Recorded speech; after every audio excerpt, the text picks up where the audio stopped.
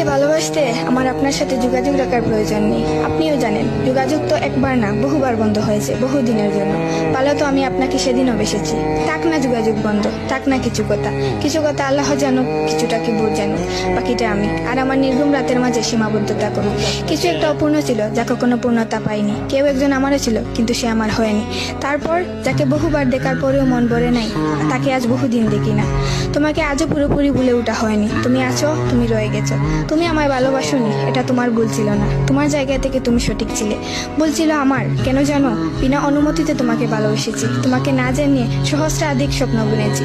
ভেবেই নিয়েছি তুমি আমার, এক প্রকার ধরেই নিয়েছিলাম তুমি কখনোই আমাকে ফেরাবে না। মনে করেছিলাম বাকিটা জীবন তুমি শুধুই আমার।